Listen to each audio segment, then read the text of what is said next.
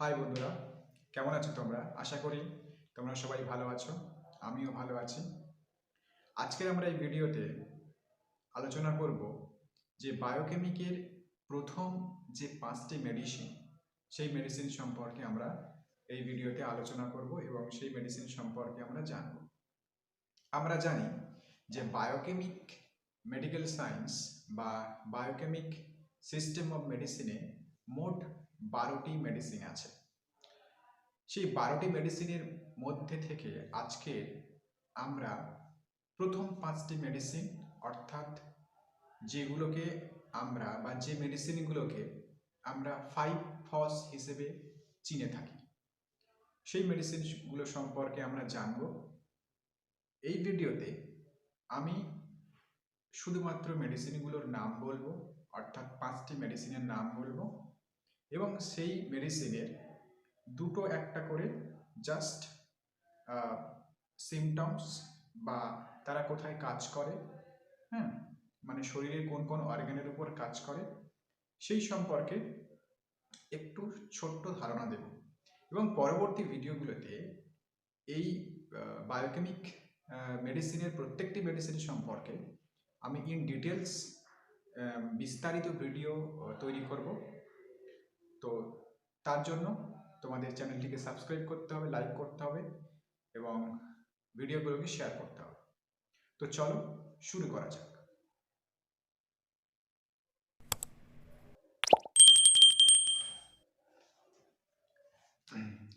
Biochemic medical সায়েন্সের বা biochemic system of মেডিসিনের প্রথম যে মেডিসিনটি, মানে 5টা ফস আছে, সেই 5টা ফসের মধ্যে প্রথম যে ফসটা আছে সেই মেডিসিনটি হলো ক্যালকেরিয়া ফসফোরিকা। বায়োকেমিকের প্রথম মেডিসিন হলো ক্যালকেরিয়া ফসফোরিকা। এই ক্যালকেরিয়া ফসফোরিকা আমাদের শরীরে প্রপার গ্রোথ দিতে সাহায্য করে। অর্থাৎ আমরা যদি দেখি যে কোনো মানুষ বা কোনো বাচ্চা সময় মতো তার গ্রোথ হচ্ছে না এবং সে যে খাবারগুলো খাচ্ছে সেই খাবারগুলো কিন্তু সঠিকভাবে হজম হচ্ছে না, বা সেই খাবারগুলো থেকে যে পুষ্টিমৌল শরীর সংগ্রহ করবে সেটি কিন্তু শরীর সংগ্রহ করতে পারছে না, তখন কিন্তু ক্যালকেরিয়া ফসফোরিকা একটি গুরুত্বপূর্ণ মেডিসিন হয়ে থাকে।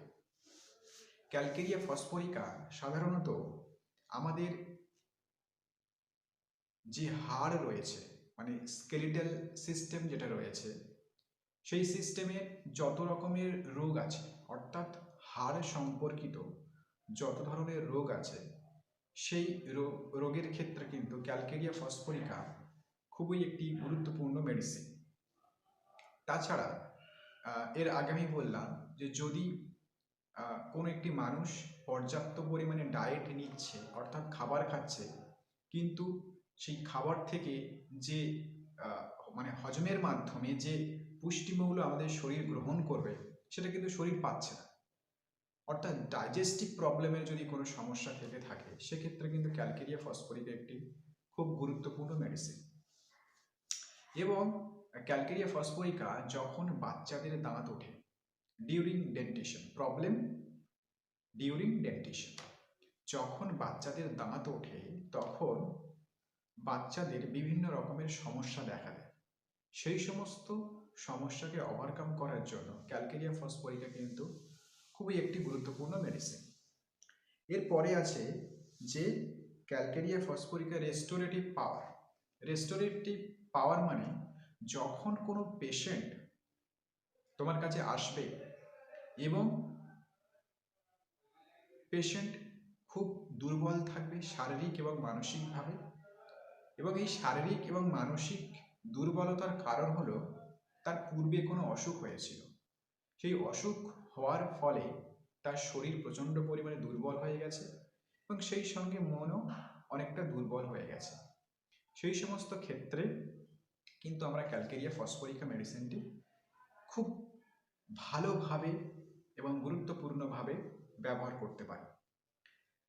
একটি কথা বলতে চাই, সেটি হলো যে এই ভিডিওতে আমি খুব ছোট্ট ছোট্ট করে বলছি, পরবর্তী ভিডিওগুলোতে আমি এই প্রত্যেকটি মেডিসিন সম্পর্কে ইন ডিটেলস আলোচনা করব পার্ট পার্ট। একটি ভিডিওতে একটি মেডিসিন সম্পর্কে সমস্ত ডিটেলস ইনফরমেশন দেওয়া সম্ভব নয়, তাহলে ভিডিও অনেক বড় হয়ে যাবে। পরবর্তী যে মেডিসিনটি রয়েছে সেটি হলো ফেরামফস। ফেরামফস মানে কি? আয়রন, অর্থাৎ রক্তের মধ্যে যে লৌহ রয়েছে, আয়রন রয়েছে, তার ঘাটতি কিন্তু মেটায় এই ফেরাম ফসফরিকাম।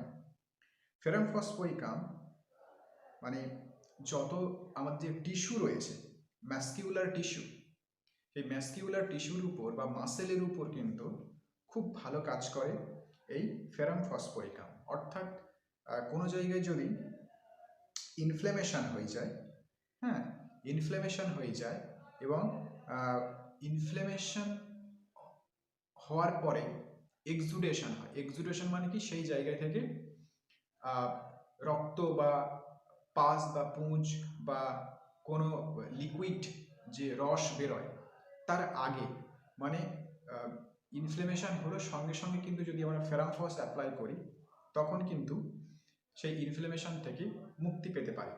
ইনফ্ল্যামেশন কাকে বলে সেগুলো পরের ভিডিওতে আলোচনা করব। তবু বলে দিই যে ইনফ্ল্যামেশনের কয়েকটি লক্ষণ থাকে। সেটি হলো যে প্রথমে কোনো জায়গায় যদি ইনফ্ল্যামেশন হয়ে থাকে সেই জায়গাটি লাল হয়ে যাবে, জ্বালা করবে, ফুলে উঠবে এবং সেই জায়গাটি গরম হয়ে যাবে এবং পালসেটিং মানে পালসেশন ফিল হতে পারে, অর্থাৎ দপদপ করতেও পারে। এরপরে হলো যে মানে ফেরাম ফসফরিকাম ব্লাডের উপরে কিন্তু খুব ভালো কাজ করে। অর্থাৎ লোহিত রক্তকণিকার যদি কোনো ঘাটতি ঘটে, বিশেষ করে রক্তকণিকার যদি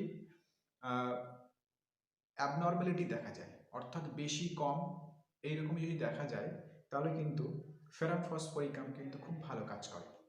ফেরাম ফসফরিকাম জয়েন্ট পেনের ক্ষেত্রে খুব ভালো কাজ করে। এরপরে আসছি আমি কালিফসফরিকাম। কালিফসফরিকাম কি না? কালিফসফরিকাম হলো নার্ভের একটি খুব ভালো মেডিসিন।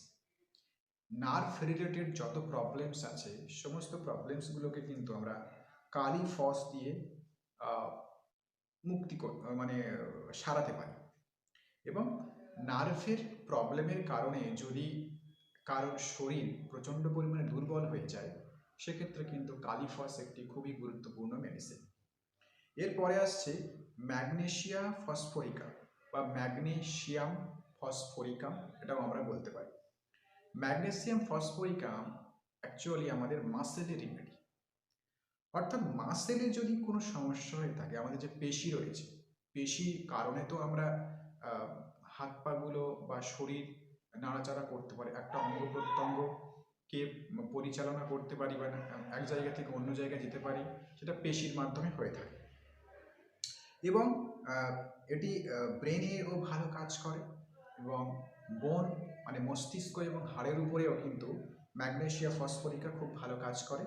এবং ক্র্যাম্পিং পেইন, অর্থাৎ আমরা যদি কোথাও দেখি যে যন্ত্রণা খিঁচে ধরছে, টেনে ধরছে, এগুলোকে আমরা কি বলি? Cramping pain. এই ক্র্যাম্পিং পেইনের ক্ষেত্রে কিন্তু ম্যাগনেসিয়া ফসফরিকা খুব ভালো কাজ করে।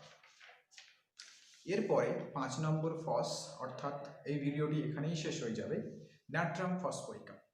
এটি হলো 5টি ফসের অন্তিমতম ফস, সেটি হলো natrum phosphoricum. Natrum phosphoricum actually লিভারের ক্ষেত্রে ভালো কাজ করে। অর্থাৎ যদি তোমার হজমের কোনো প্রবলেম হয়ে থাকে বা টক ঢেকুর ওঠে, গলা বুক জ্বালা করে, সেই ক্ষেত্রে কিন্তু ন্যাট্রাম ফসফরিকাম কিন্তু খুব ভালো কাজ করে। অর্থাৎ লিভারের রিলেটেড কোনো সমস্যা, তো সেক্ষেত্রে জন্ডিসের ক্ষেত্রেও কিন্তু ন্যাট্রাম ফস ভালো কাজ করে, যেহেতু লিভারের সমস্যা রয়েছে। আরেকটি হলো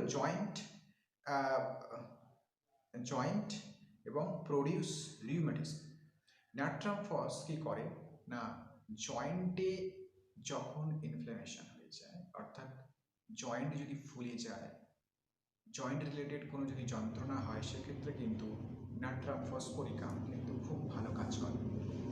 তো এই ছোট্ট ভিডিওর মাধ্যমে বায়োকেমিক মেডিসিনের 5টি মেডিসিন সম্পর্কে আমি খুব অল্প সামান্যতম তথ্য দিলাম, জাস্ট মেডিসিনগুলোর সঙ্গে পরিচয় করানোর জন্য।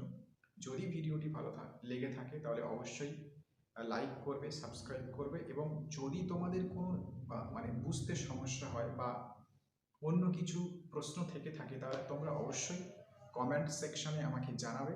আমি পরবর্তী ভিডিওতে তোমাদেরকে রিপ্লাই দিয়ে দেবো। থ্যাংক ইউ, দেখা হবে পরের ভিডিওতে।